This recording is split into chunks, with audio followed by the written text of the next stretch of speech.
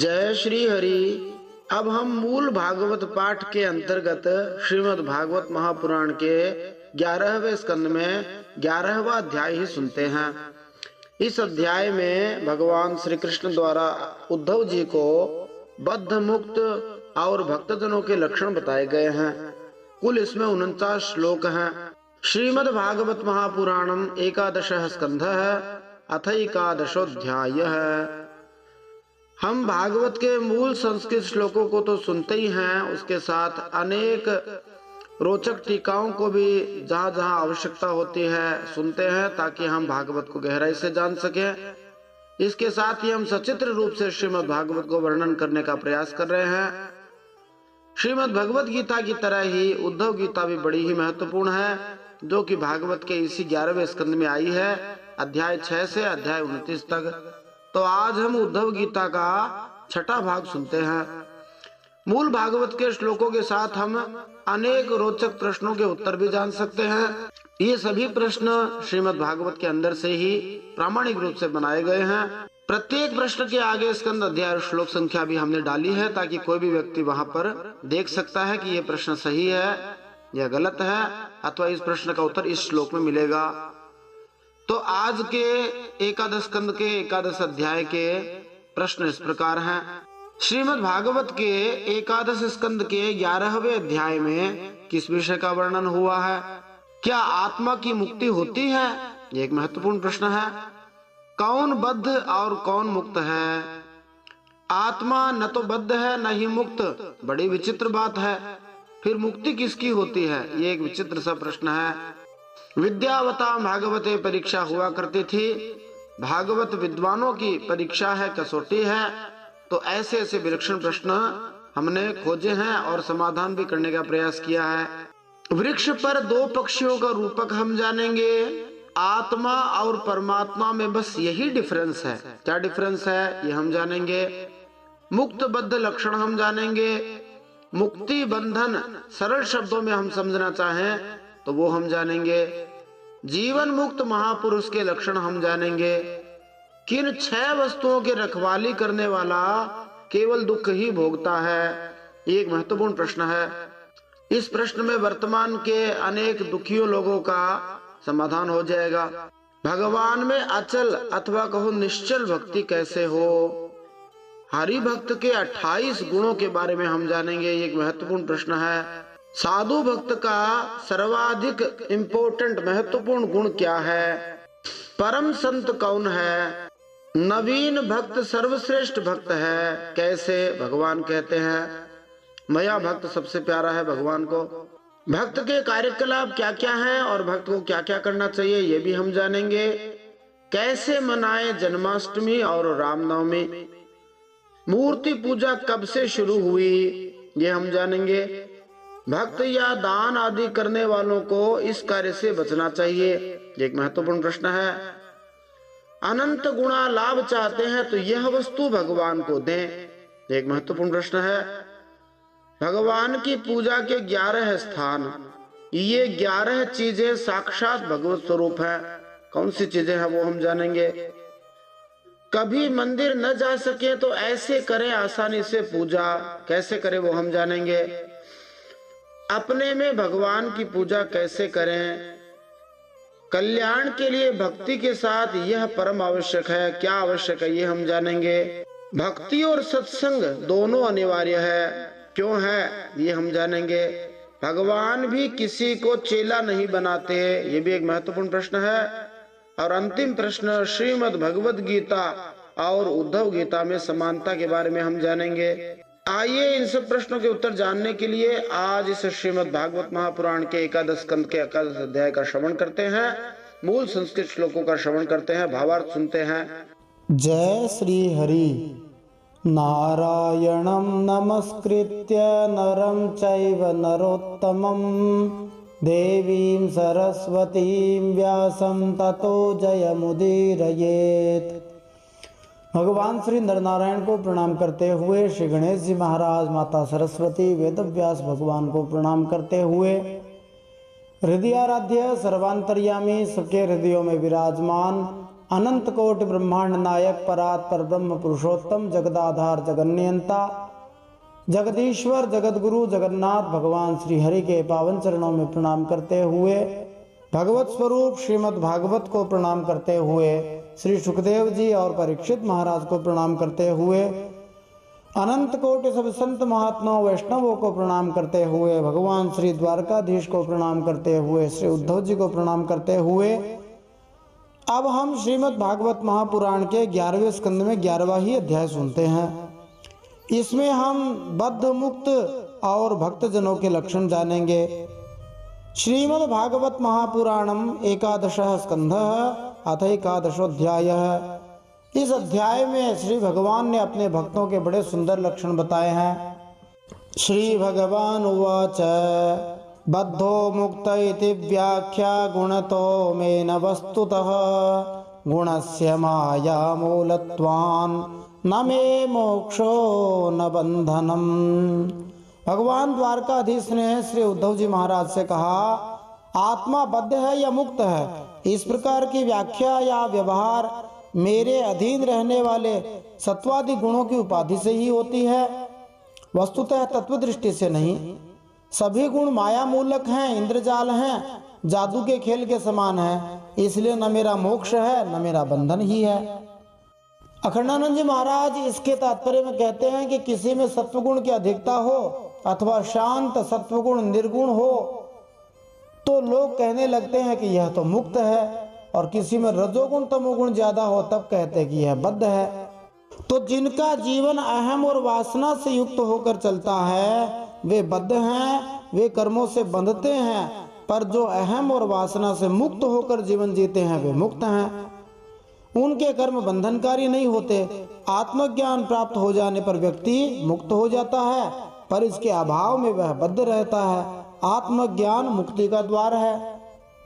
इस अध्याय में भगवान श्री कृष्ण बद्ध तथा मुक्त जीवन के विभिन्न गुणों की व्याख्या करते हैं। ये ऐसे लक्षण हैं जिनसे मनुष्य संतों को एवं श्री भगवान की भक्ति की विविध विधियों को पहचान सकता है। पिछले अध्याय में उद्धव ने श्री भगवान से पूछा था कि बद्ध तथा मुक्त जीवन कैसे संभव है। अब भगवान उत्तर देते हैं कि उद्धव का प्रश्न कुछ हद तक सतही है, क्योंकि शुद्ध आत्मा श्री भगवान की भौतिक शक्ति में कभी नहीं फंसता। जीव प्रकृति के 3 गुणों से मिथ्या संबंध की कल्पना करता है और भौतिक शरीर को आत्मा मान लेता है।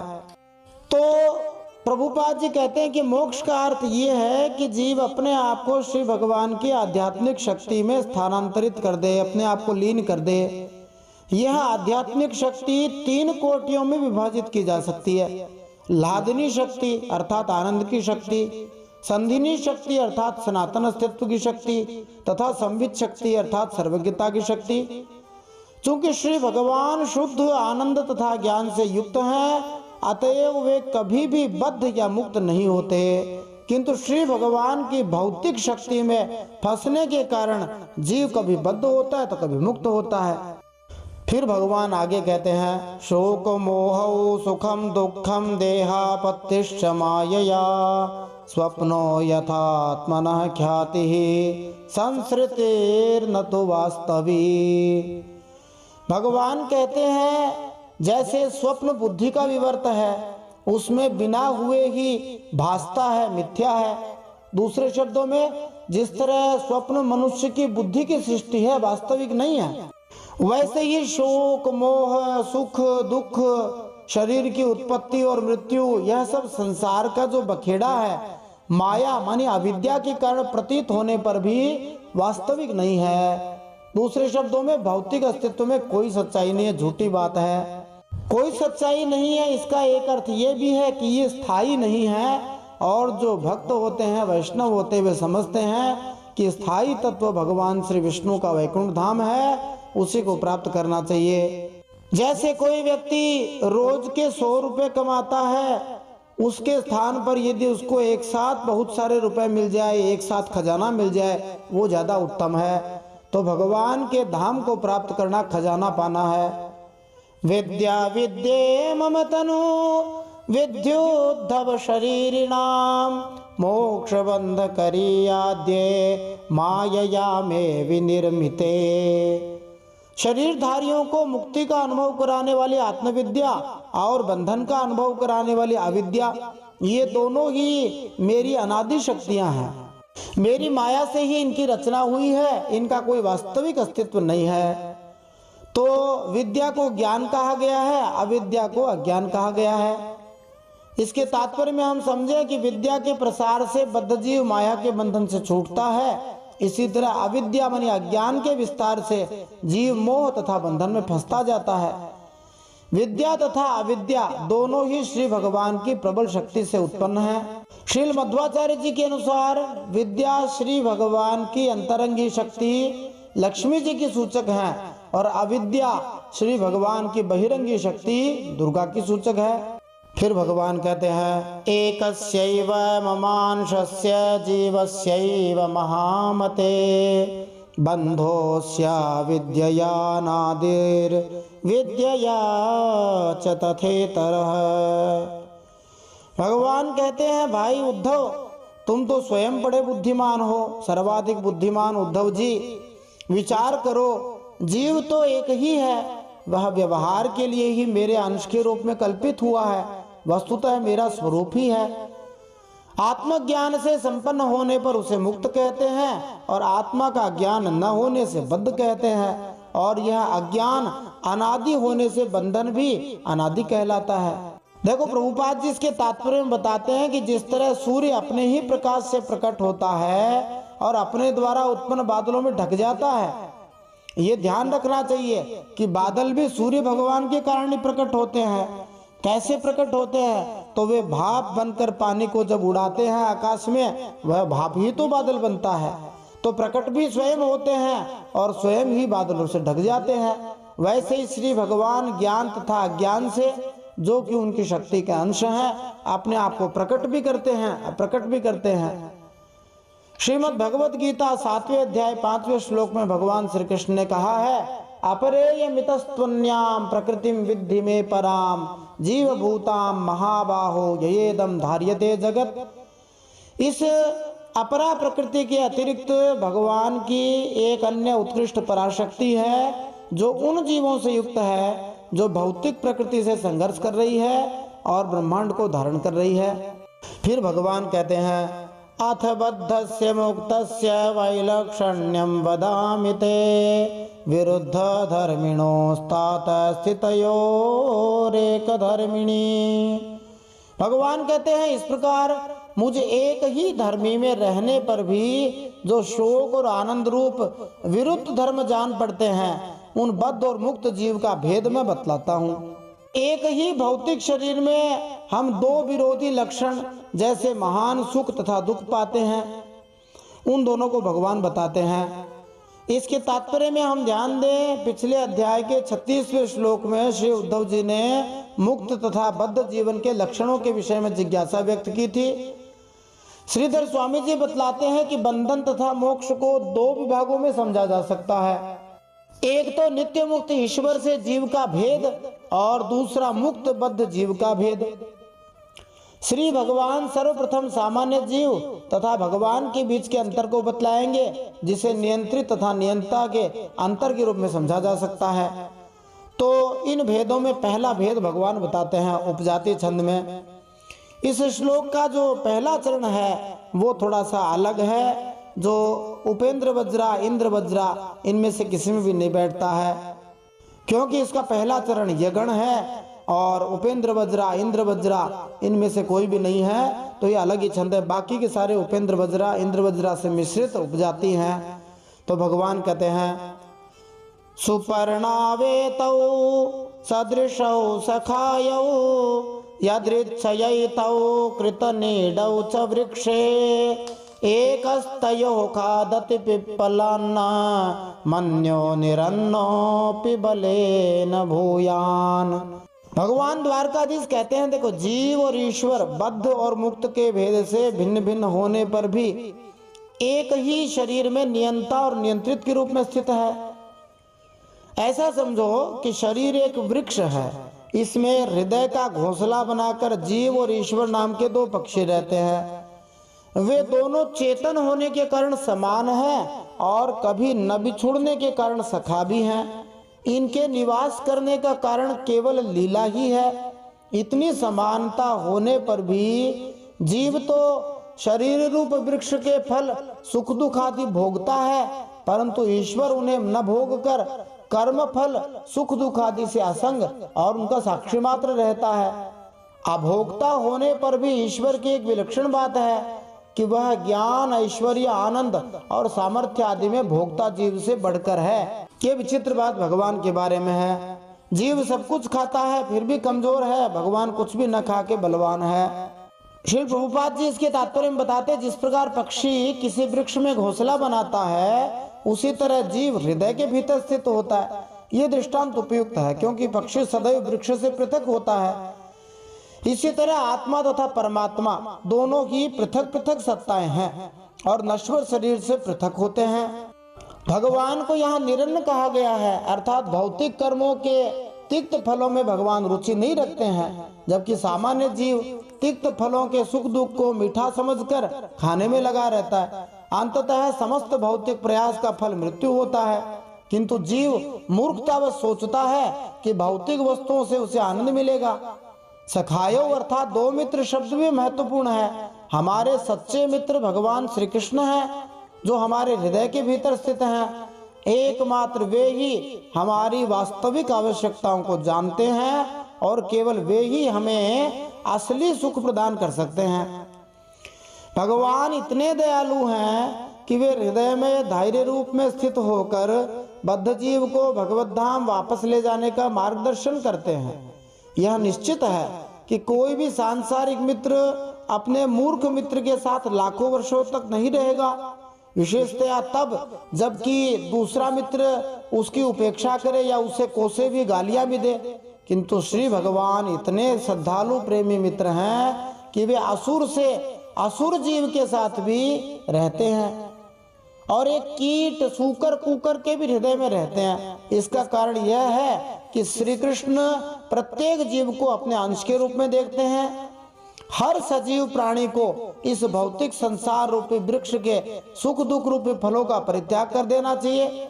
उसे अपने हृदय के भीतर से श्री भगवान की ओर मुख मोड़ना चाहिए और अपने सच्चे मित्र भगवान श्री कृष्ण के साथ प्रेममय संबंध को पुनः जगाना चाहिए। भगवान ने जैसा श्लोक कहा है वैसा ही कथन श्वेताश्वतर उपनिषद में आया है।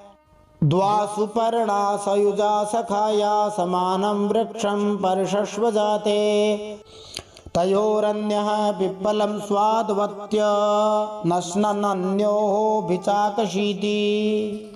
फिर भगवान द्वारकाधीश आगे बताते हैं, आत्मानमन्यं च स वेद विद्वा न पिप्पलादो न तो पिप्पलादः यो विद्यया योग स तो नित्यबद्धो विद्यामयो यः स तो नित्य मुक्तः। भगवान कहते हैं इसके साथ ही एक यह भी विलक्षणता है कि अभोक्ता ईश्वर तो अपने वास्तविक स्वरूप और इसके अतिरिक्त जगत को भी जानते हैं, परंतु भोक्ता जीव न अपने वास्तविक रूप को जानता है न अपने से अलावा को जानता है। इन दोनों में जीव तो अविद्या से युक्त होने के कारण नित्यबद्ध है और ईश्वर विद्या स्वरूप होने के कारण नित्य मुक्त है। फिर भगवान कहते हैं, देहस्थोऽपि न देहस्थो विद्वान् स्वप्नाद् यथोत्थितः अदेहस्थोऽपि देहस्थः कुमतिः स्वप्नदृग् यथा। अब भगवान इस श्लोक में तथा अगले 9 श्लोकों में मुक्त और बद्ध जीवात्माओं को विभिन्न लक्षणों का वर्णन बताते हैं।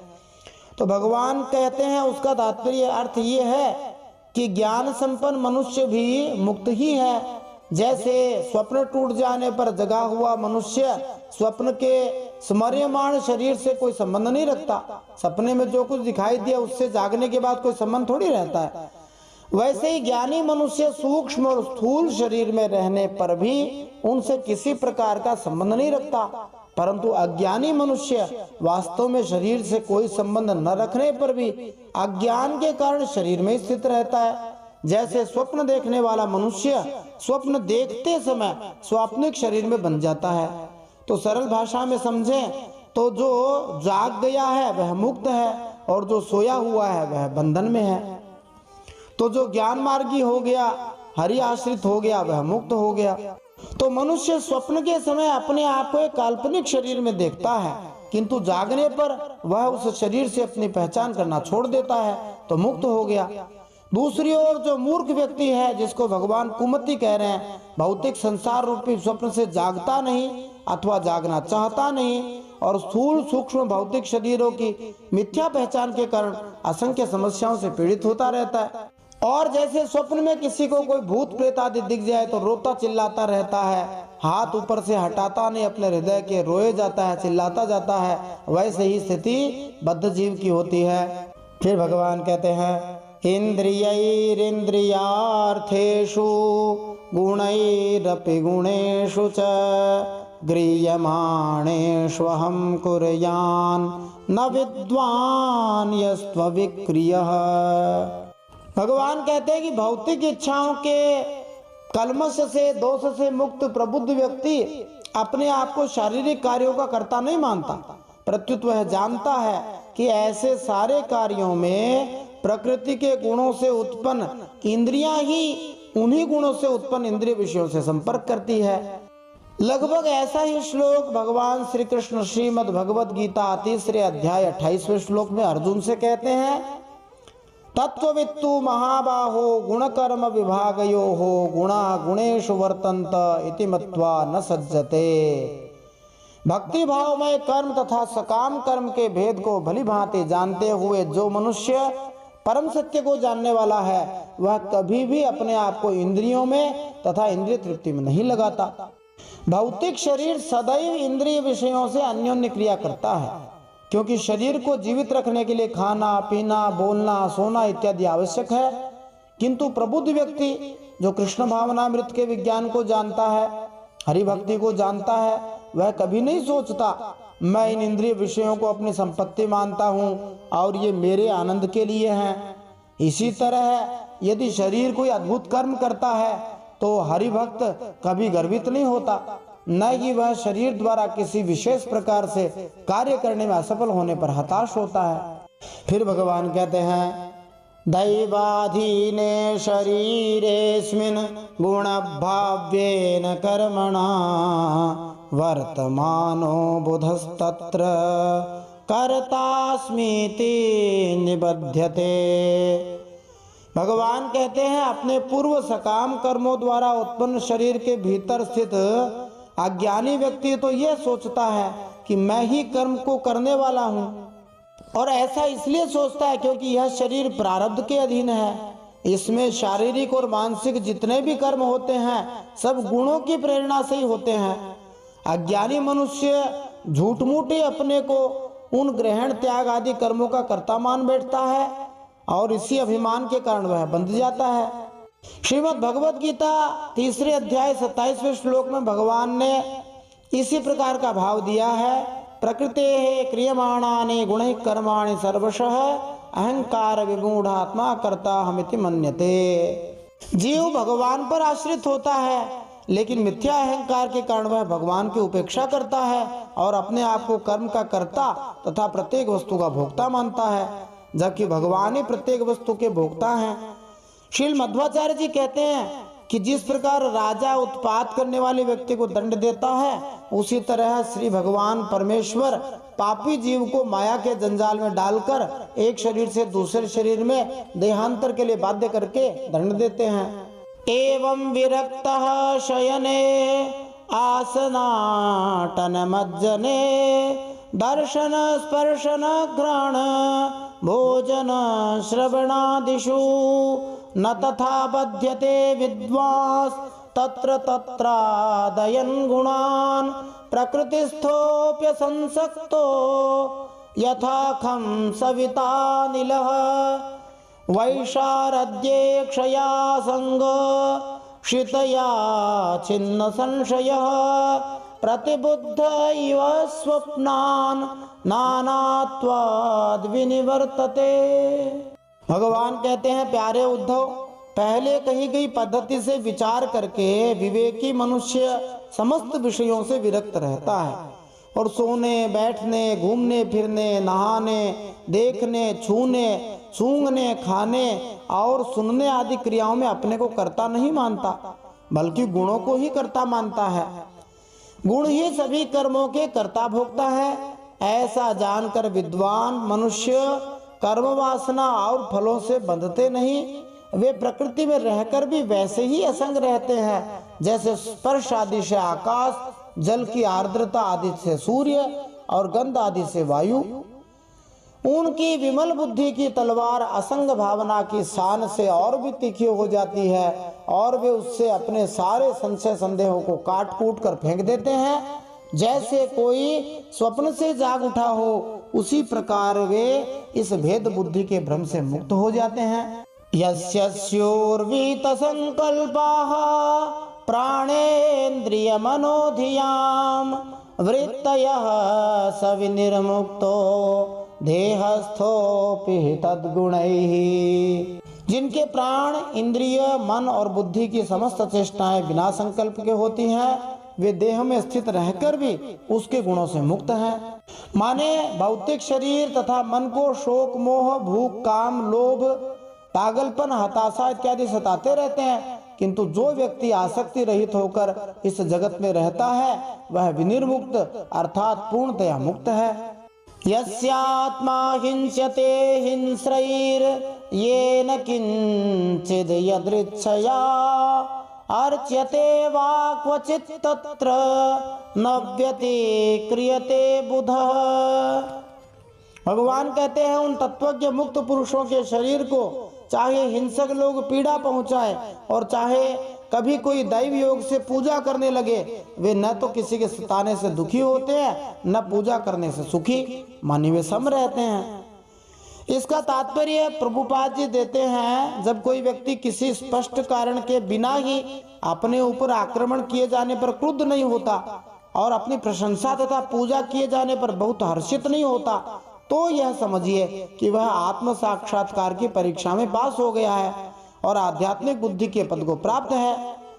उद्धव ने भगवान श्री कृष्ण से पूछा था पिछले अध्याय में, कैर्वा ज्ञायेत लक्षणैहि, स्वरूप सिद्ध व्यक्ति को किन लक्षणों से पहचाना जा सकता है। भगवान श्री कृष्ण ने जिस तरह अर्जुन को ज्ञान दिया था, उसी तरह अब वे उद्धव को वही विषय समझा रहे हैं।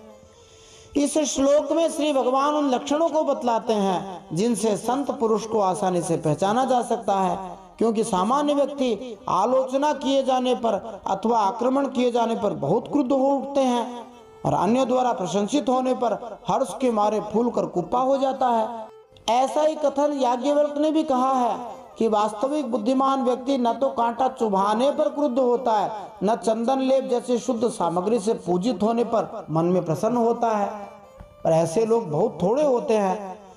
तो भगवान कहते हैं, नस्तुवीत न निंदेत कुर्वतः साध्व साधुवा वदतो गुण दोषाभ्याम वर्जितः समदृङ् मुनिः।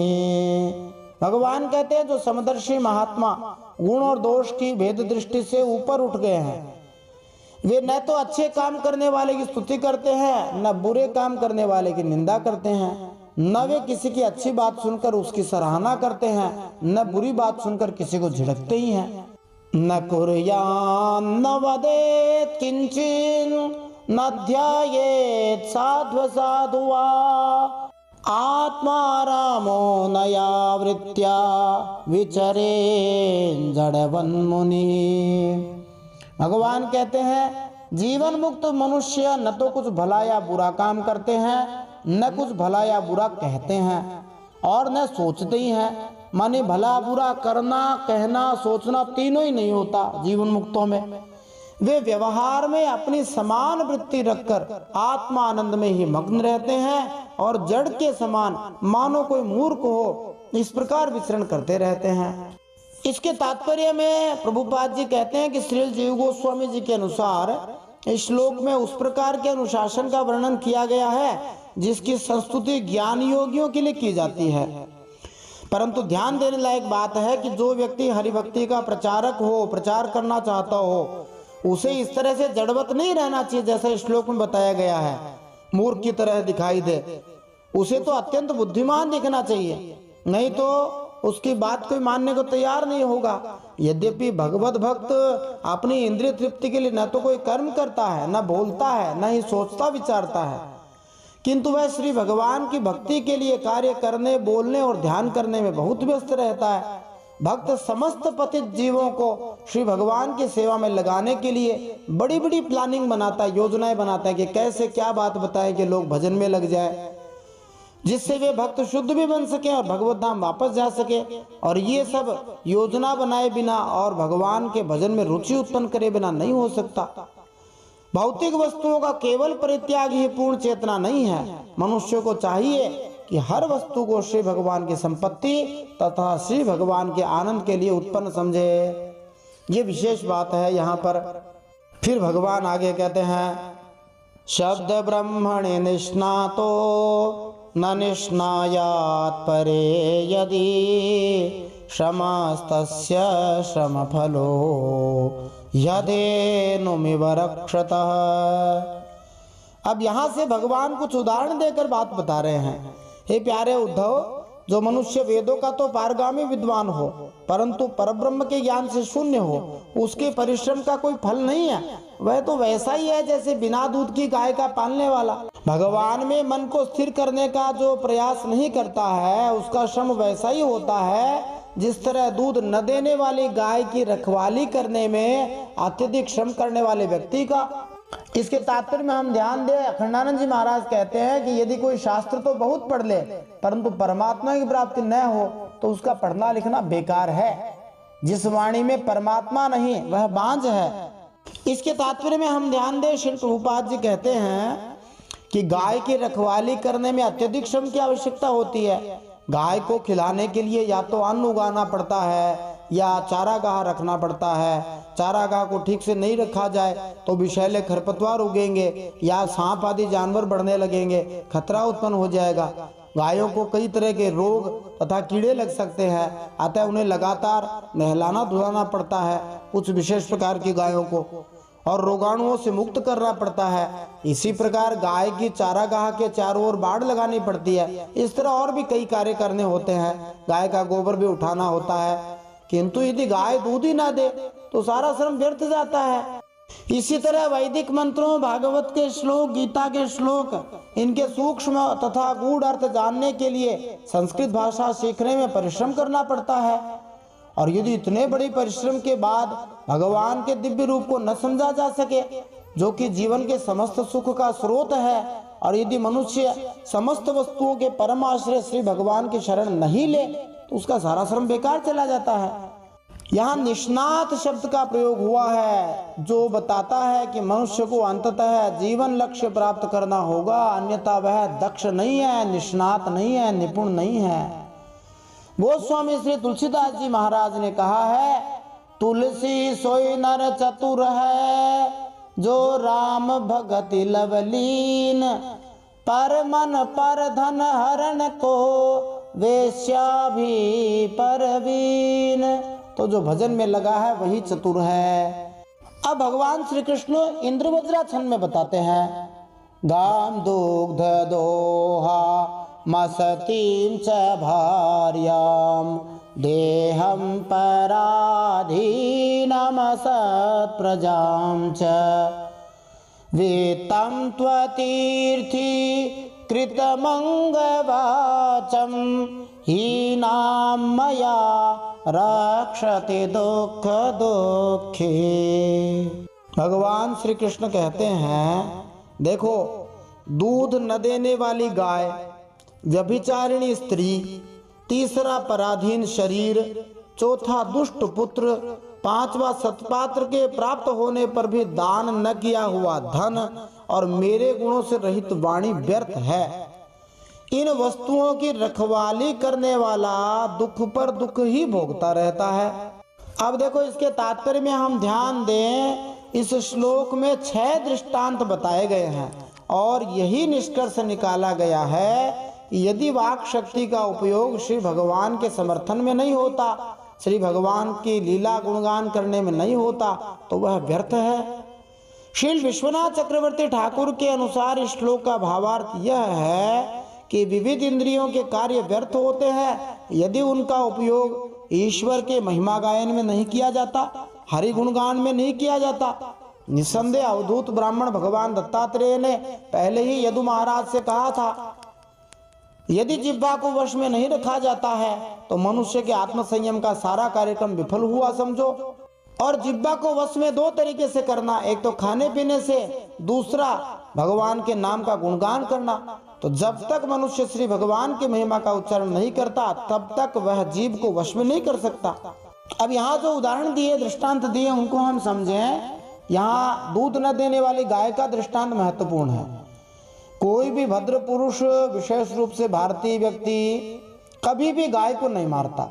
अतएव जब गाय बांझ हो जाती है और दूध नहीं देती तो उसकी रक्षा करने जैसा कठिन कार्य करना चाहिए, क्योंकि बेकार गाय को कोई नहीं खरीदेगा।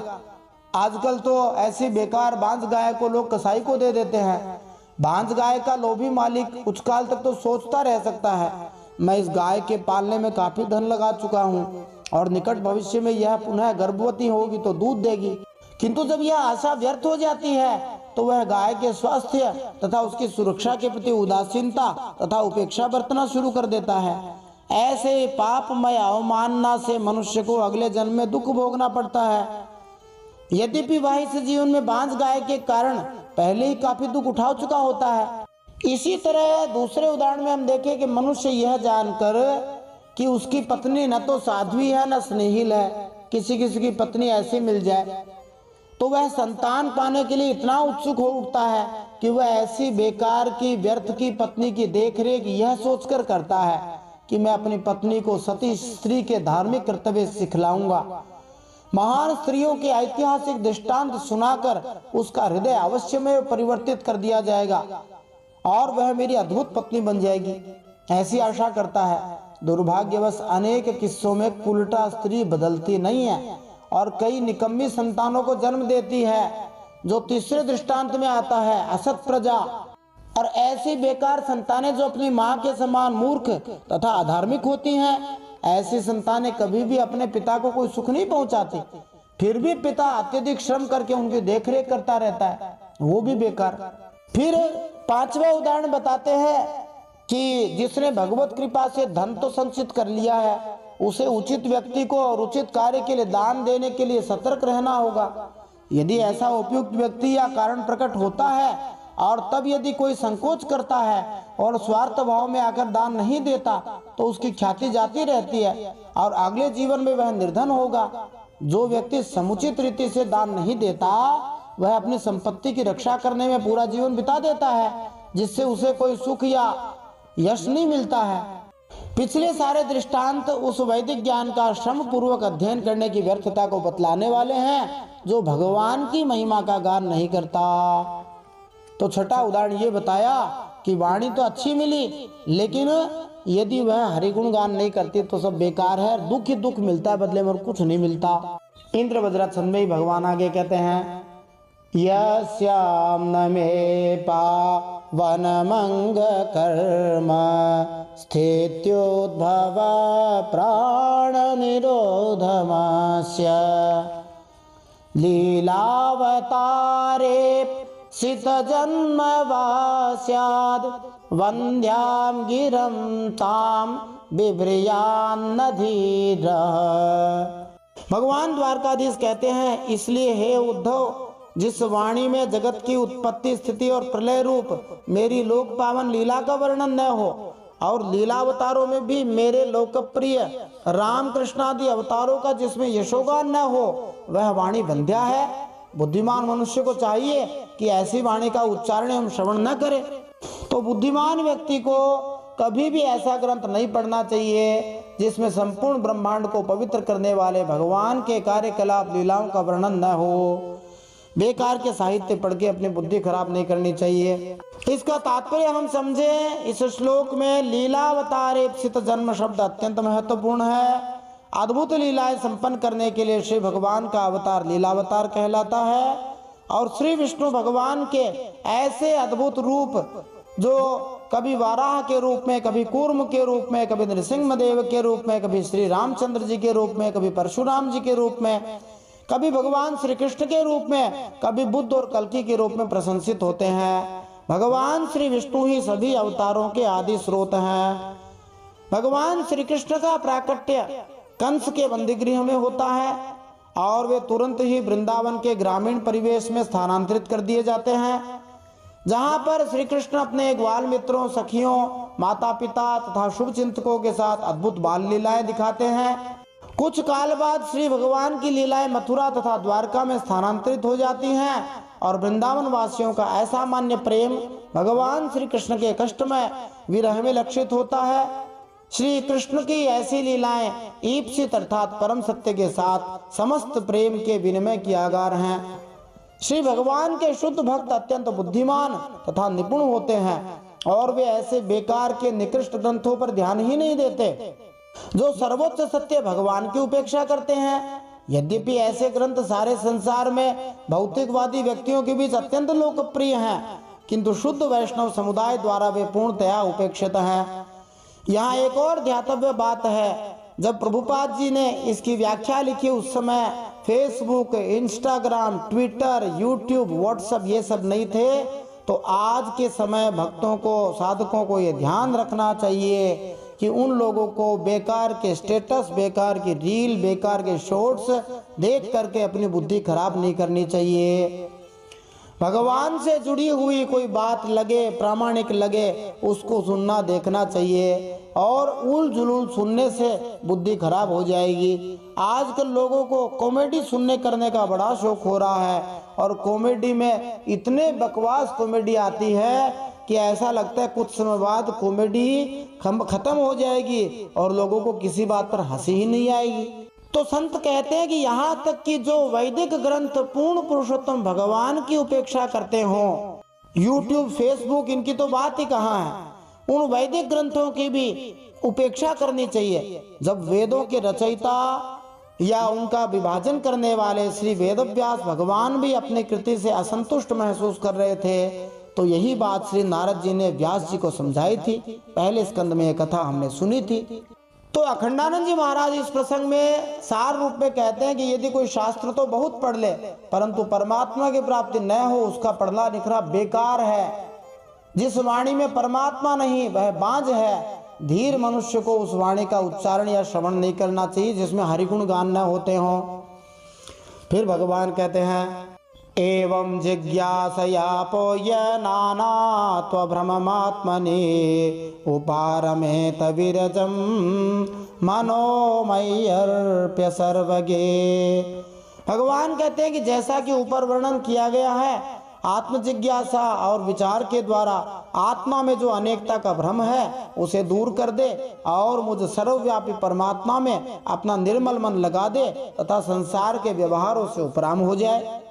श्रीमद् भगवत गीता में भगवान श्री कृष्ण ने कहा है 7वें अध्याय 19वें श्लोक में, बहूनाम जन्मनाम अन्ते ज्ञानवान माम प्रपद्यते वासुदेवः सर्वमिति स महात्मा सुदुर्लभः। तो वासुदेव सर्वमिति अर्थात वासुदेव ही सब कुछ हैं। यह पद इसी श्लोक में आए सर्वज्ञ जैसा ही है, जिसका अर्थ है सर्वव्यापी में। ये बात हम इसके तात्पर्य में समझ सकते हैं। मनुष्य को यह जानना चाहिए कि श्री भगवान क्यों सर्वव्यापी हैं। श्रीमद् भागवत के पहले श्लोक के मंगलाचरण में यही कहा, जन्माद्यस्य यतः। श्री भगवान हर वस्तु के स्रोत हैं। जैसा कि इस अध्याय के पिछले श्लोक में कहा गया है, वे हर वस्तु के सृजन, पालन तथा संहार करने वाले हैं। इस प्रकार श्री भगवान वायु या सूर्य की तरह सर्वव्यापक नहीं है, प्रत्युत वे परम नियंता के रूप में सर्वव्यापक होते हैं, जो हर जीव के भाग्य को अपने हाथों में रखते हैं। तो यदि कोई व्यक्ति परम सत्य के स्वभाव को ठीक से जानना चाहता है तो उसे भगवत प्रेम का मार्ग ग्रहण करना चाहिए। जैसा कि श्रीमद् भगवत गीता 18वें अध्याय 55वें श्लोक में भगवान श्री कृष्ण ने कहा, भक्त्या माम अभिजानाति यावान यश्चास्मि तत्त्वतः ततो माम तत्वतो ज्ञात्वा विशते तदनंतरम। केवल शुद्ध भक्ति से मुझ श्री भगवान को वास्तविक रूप में जाना जा सकता है। मैं जैसा हूँ वैसा जाना जा सकता है। जब मनुष्य ऐसी भक्ति से भगवान के प्रति समर्पित हो जाता है तब वह वैकुंठ जगत में प्रवेश कर सकता है और भगवान को अच्छी तरह से जान सकता है। फिर भगवान कहते हैं, यद्यनीशो धारयितुं मनो ब्रह्मणि निश्चलं मयि सर्वाणि कर्माणि निरपेक्षः समाचर। भगवान कहते हैं यदि तुम अपना मन परब्रह्म में स्थिर न कर सको तो सारे कर्म निरपेक्ष होकर मेरे लिए ही करो। इसका तात्पर्य इतना ही है मोटा मोटा कि यदि कोई व्यक्ति अपना कर्म फल श्री भगवान को अर्पित करे तो उसका मन पूर्णतया शुद्ध न रहने पर भी शुद्ध निष्काम पद को प्राप्त हो जाएगा, जिसमें उसकी एकमात्र इच्छा श्री भगवान की तुष्टि ही होती है। फिर भगवान अपनी भक्ति की प्राप्ति के कुछ उपाय बताते हैं। श्रद्धालुर्मे कथा शृण्वन् सुभद्रालोक पावनीः गायन् अनुस्मरन् कर्म जन्म चाभिनयन् मुहुः। मदर्थे धर्म कामार्था नाचरन् मदपाश्रयः लभते निश्चलां भक्तिं मय्योद्धव सनातने। भगवान कहते हैं मेरी प्राप्ति का उपाय, भक्ति के उपाय बताते हैं। सबसे पहले मेरी कथाएं समस्त लोगों को पवित्र करने वाली एवं कल्याण स्वरूपिणी है, तो उन कथाओं को श्रद्धा के साथ सुनना चाहिए। बार बार मेरे अवतार और लीलाओं का गान, स्मरण और अभिनय करना चाहिए। बार बार कथा लीला सुनने गानी चाहिए। भगवान कहते हैं मेरे आश्रित रहकर मेरे ही लिए धर्म, काम और अर्थ का सेवन करना चाहिए। हे प्रिय उद्धव, जो ऐसा करता है उसे मुझ अविनाशी पुरुष के प्रति अनन्य प्रेममयी भक्ति प्राप्त हो जाती है। इसका तात्पर्य हम समझे।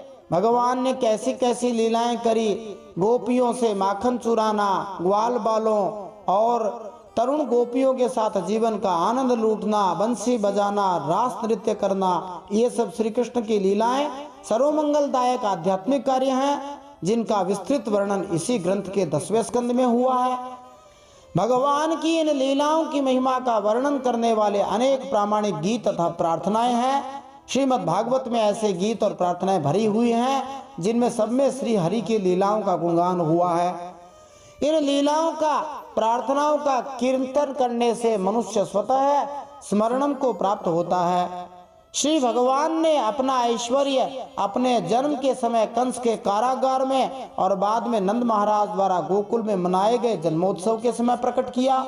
इसके बाद श्री भगवान ने अनेक साहसिक कार्य किए, कालिए सर्प और अनेक अविवेकी असुरों को दंड दिया। मनुष्य को श्री कृष्ण के लीलोत्सवों में यथा जन्माष्टमी जैसे उत्सवों में नियम पूर्वक भाग लेना चाहिए।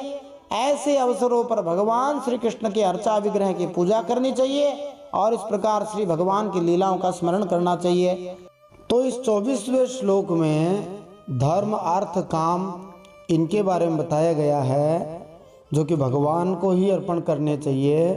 तो यहाँ धर्म शब्द यह बताता है कि मनुष्य के धार्मिक कृत्य सदैव भगवान से संबंधित होने चाहिए। इसलिए मनुष्य को वैष्णवों तथा ब्राह्मणों को अन्न, वस्त्र ये सब दान देने चाहिए और जब भी संभव हो सके तो गायों की रक्षा का प्रबंध करना चाहिए, जो श्री भगवान को अत्यंत प्रिय हैं। इसी प्रकार काम शब्द बताता है कि मनुष्य को श्री भगवान के दिव्य साज सामान से अपनी इच्छाएं पूरी करनी चाहिए। उसे अर्चा विग्रह को अर्पित किया गया महाप्रसाद खाना चाहिए और श्री भगवान की फूल मालाओं तथा चंदन लेप से अपने आप को सजाना चाहिए तथा अर्चा विग्रह के उतारे गए वस्त्र धारण करने चाहिए।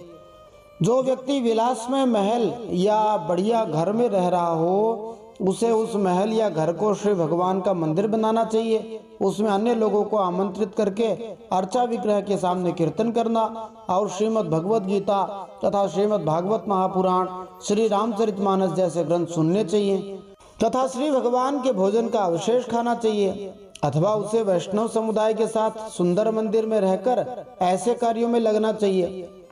इस श्लोक में अर्थ शब्द यह सूचित करता है कि जो व्यक्ति व्यापार के प्रति झुकाव रखता हो उसे भगवत भक्तों के प्रचार कार्य को बढ़ावा देने के लिए धन एकत्र करना चाहिए, अपनी इंद्रिय तृप्ति के लिए नहीं। इस तरह मनुष्य के वृत्ति परक कार्य भी श्री भगवान की भक्ति माने जाएंगे। तो मनुष्य जो कुछ भी करे भगवान के लिए ही करे, इससे उसको निश्चला भक्ति मिलती है और निश्चला भक्ति मिल जाने पर मेरी उपासना अर्थात भगवान की उपासना करने वालों को भगवान के पद की प्राप्ति हो जाती है।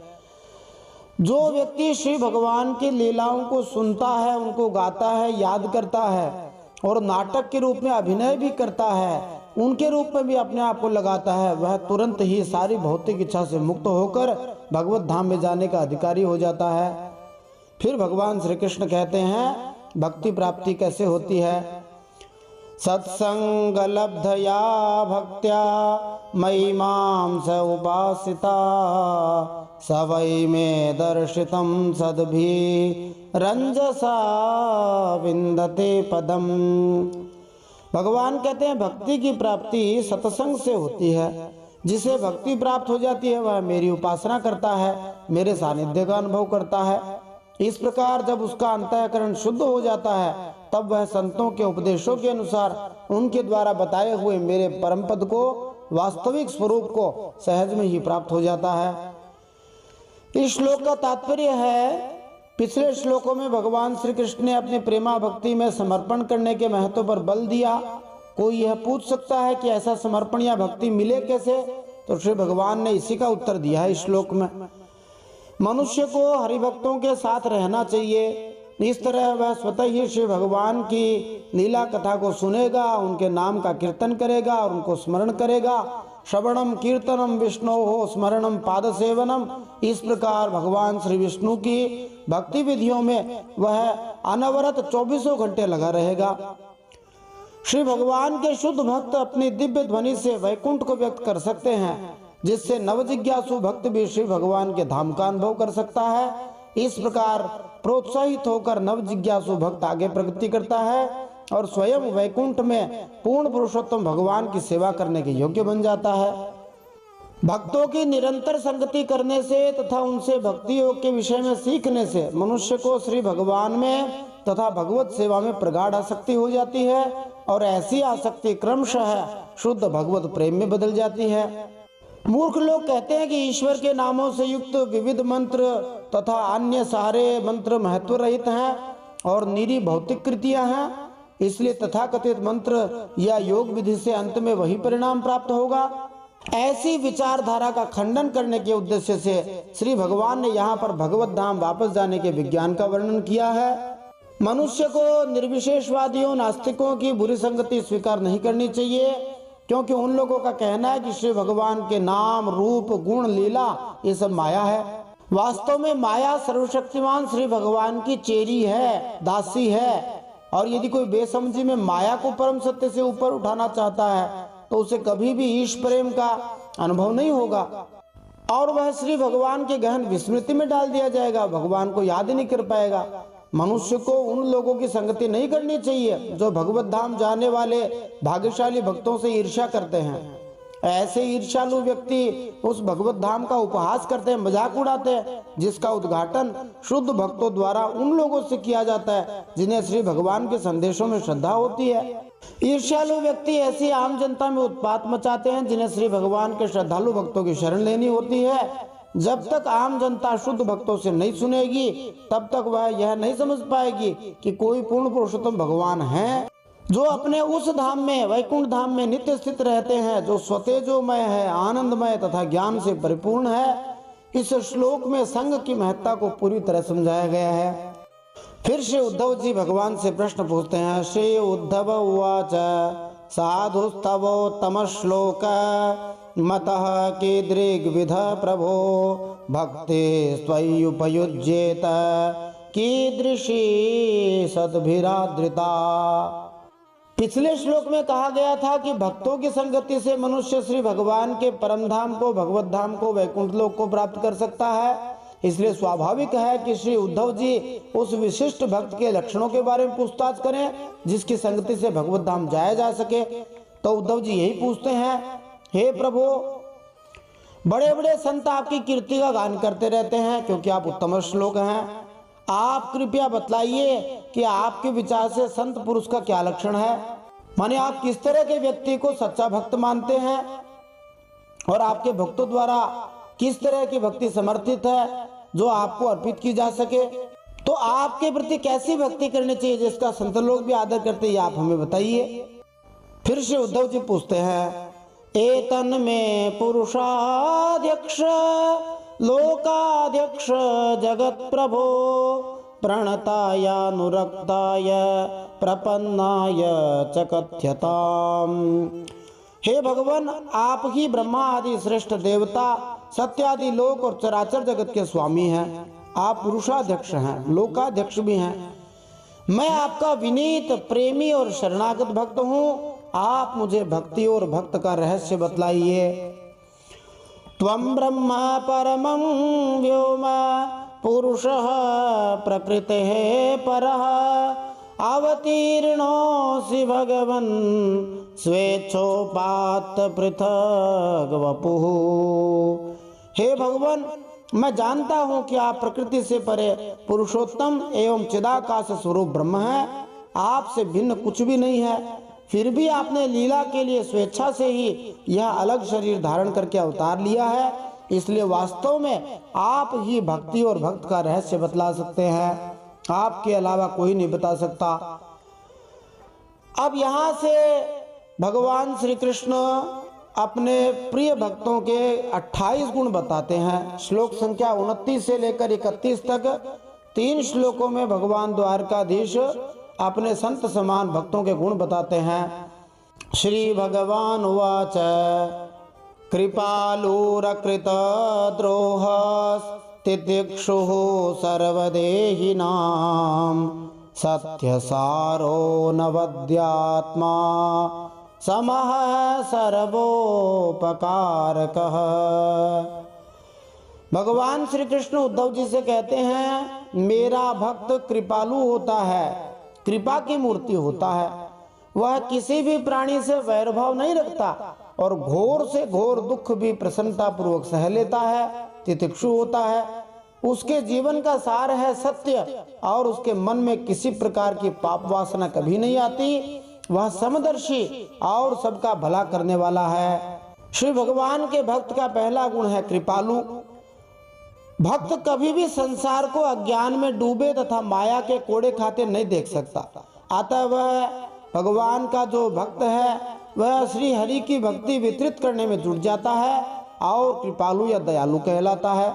भक्त का दूसरा जो गुण है वह है अकृत द्रोह, मानी उसका किसी से कोई बैर नहीं रहता। यदि कोई व्यक्ति भक्त के प्रति अपराधी बनता है तो भी भक्त पलटकर अपराधी नहीं बनता।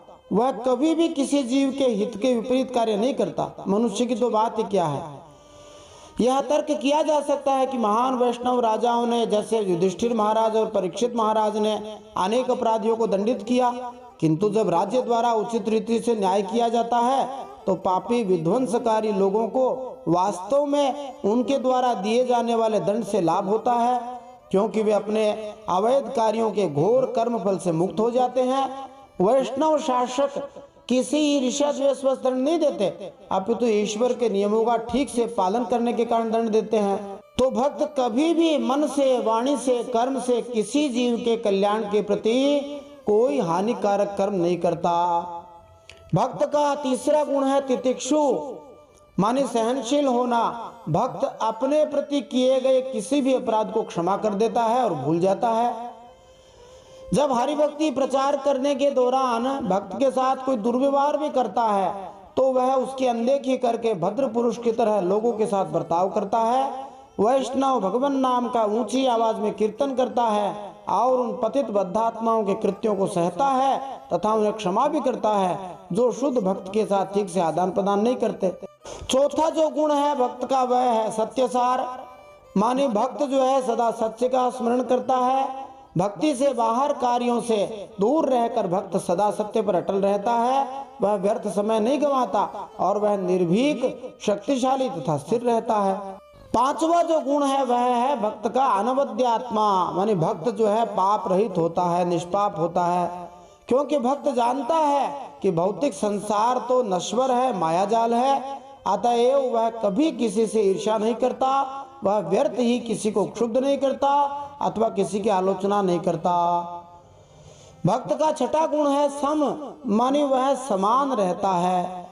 सुख दुख हो, यश अपयश हो, इनमें वह स्थिर तथा संभाव बनाए रखता है।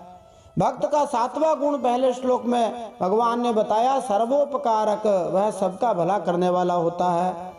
अपनी स्वार्थपूर्ण इच्छाओं की उपेक्षा करना और दूसरों की तुष्टि के लिए कार्य करना तो परोपकार कहलाता है, जबकि अपनी निजी तृप्ति के लिए दूसरों को परेशान करना परापकार कहलाता है, पर अपकार। जबकि भक्त जो है इससे ऊंची स्थिति पर रहता है, सर्वोपकारक होता है, उसका कोई स्वार्थ नहीं होता। तो शुद्ध रहने तथा प्रचार कार्यों में लगे रहने के कारण भक्त हर एक का सर्वश्रेष्ठ मित्र होता है। फिर भगवान जो है कुछ और लक्षण बताते हैं भक्तों के। इन लक्षणों में सबसे महत्वपूर्ण जो लक्षण है, गुण है, वो 17 नंबर का गुण है, मत शरण है, मानी भगवान के शरण रहे। कामये रहत धीर दांतो मृदुः शुचिर किंचनः अनीहो मित भुक्षान्तः स्थिरो मच्छरणो मुनि। भगवान का भक्त ऐसा होता है कि उसकी बुद्धि कामनाओं से कलुषित नहीं होती, वह संयमी होता है, मधुर स्वभाव वाला होता है, पवित्र होता है। वह अकिंचन होता है, संग्रह परिग्रह नहीं रखता है ज्यादा, किसी भी वस्तु के लिए वह कोई चेष्टा इच्छा नहीं करता, परिमित भोजन करता है, ज्यादा नहीं खाता है, शांत रहता है, उसकी बुद्धि स्थिर होती है। उस भक्त को केवल मेरा ही भरोसा होता है और वह आत्म तत्व के चिंतन में सदा संलग्न रहता है। श्रील भक्ति सिद्धांत सरस्वती ठाकुर के अनुसार इस श्लोक में कई गुण आए हैं, उनमें से जो 17वां गुण है मत शरण, वह सबसे महत्वपूर्ण है। शेष 27 गुण शुद्ध भगवत भक्त में स्वतः प्रकट हो जाते हैं, जैसा कि श्रीमद् भागवत 5वें स्कंद के 18वें अध्याय के 12वें श्लोक में कहा गया है, यस्यास्ति भक्तिर्भगवत्यकिंचना सर्वैर्गुणैस्तत्र समासते सुराः। जिसमें भगवान की भक्ति आ गई उसमें बाकी सब गुण आ ही जाएंगे। तो देखिए भगवान के जो ये भक्त के गुण हैं उनके बारे में हम और जानते हैं। भक्त का 8वां गुण है कामई रहत धीहि, माने भगवान का भक्त निष्काम होता है, कामनाओं से उसकी बुद्धि विचलित नहीं होती। जिसने श्री भगवान की शरण पूर्ण रूप से ले ली है वह पूर्ण ज्ञान तथा आनंद से युक्त हो जाता है और भौतिक जगत के मोहक बहकावे से ठगा नहीं जाता। शुद्ध भक्त उस मूर्ख हिरण के मार्ग का अनुसरण नहीं करता जो शिकारी की बांसुरी से मोहित होकर मारा जाता है गाना सुनने के चक्कर में। मानी भक्त के कान भगवान की ओर लगे रहते हैं। भक्त कभी भी सुंदर स्त्री की कामुक याचनाओं से आकृष्ट नहीं होता और इसका अर्थ यही हुआ कि भक्त की दृष्टि भगवान की ओर रहती है।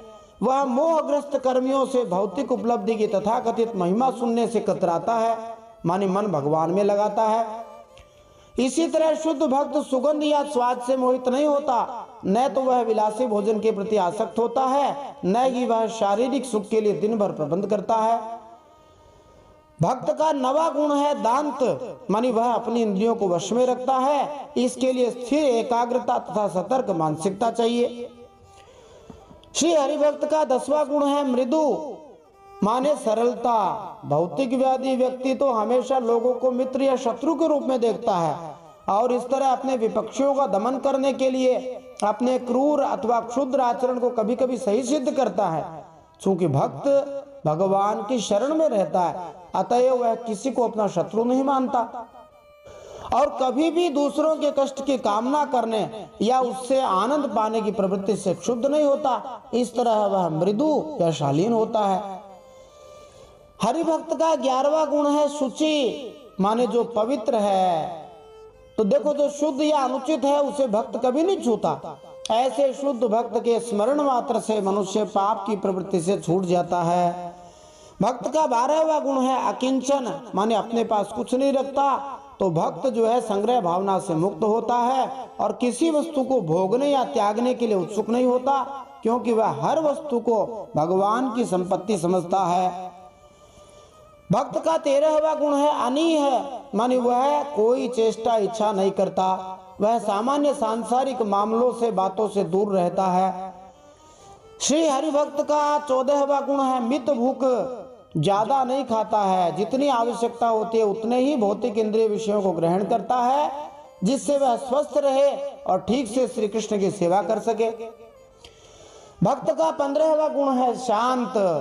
जो लोग श्री भगवान की सृष्टि का दुरुपयोग करना चाहते हैं वे सदा शांत रहते हैं, किंतु एक हरिभक्त ऐसे बेकार के व्यर्थ कार्यों से सदैव विरक्त रहता है और श्री भगवान की इच्छा अनुसार सदैव संलग्न रहने से वह शांत रहता है।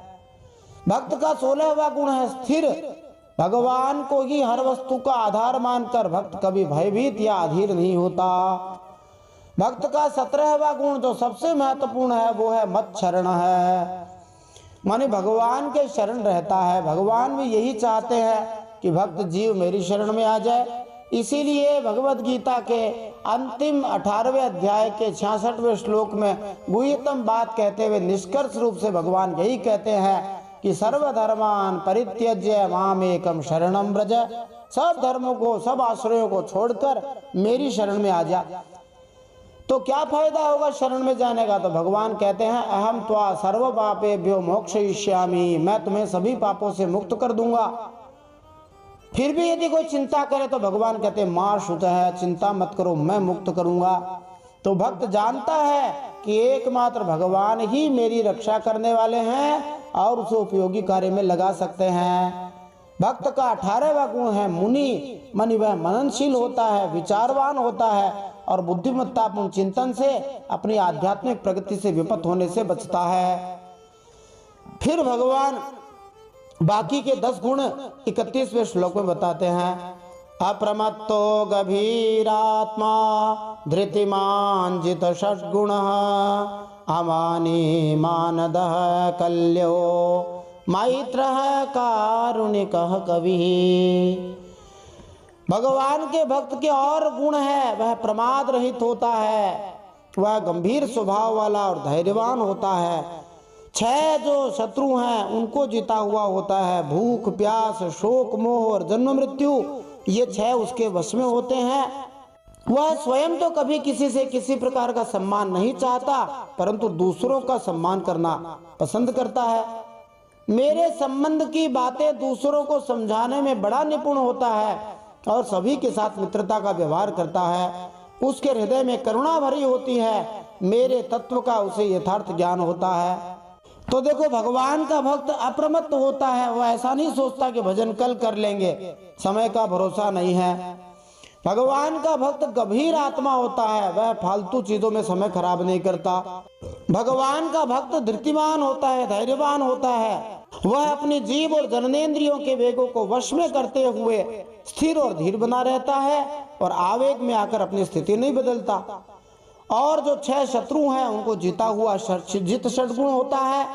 भक्त अमानी होता है, कभी घमंड नहीं करता है और यदि उसको कोई प्रसिद्धि विख्याति मिल भी जाए तो वह उस ख्याति की अधिक चिंता नहीं करता और वह दूसरों को मान देने वाला होता है। गोस्वामी तुलसीदास जी ने कहा है, सब ही मान प्रद आप अमानी।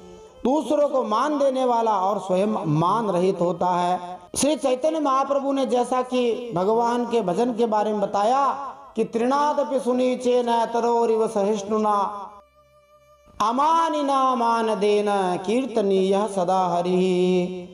और भगवान का भक्त कल्य होता है। कल्य का मतलब हो गया वह भगवान की भक्ति की बात को दूसरों को समझाने में दक्ष होता है, कुशल होता है।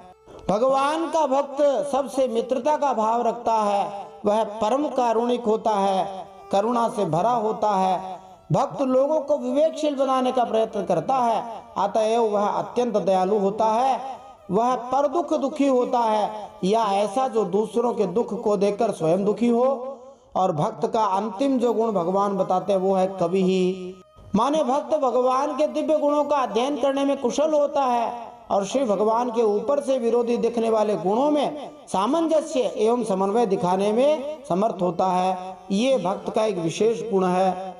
तो देखिए, अखंडानंद जी महाराज इस प्रसंग में कहते हैं कि श्रीमद् भागवत में भक्त और ज्ञानी का वर्णन करते समय कैसे कैसे लक्षण बताए हैं। कहीं भी ये नहीं कहा गया है कि वो गेरुआ पहनता है तो भक्त है, पीला पहनता है, सफेद पहनता है तो भक्त है, चंदन खड़ा लगाता है या पड़ा लगाता है तो भक्त है, रुद्राक्ष की माला पहनता है या तुलसी की माला पहनता तो भक्त है।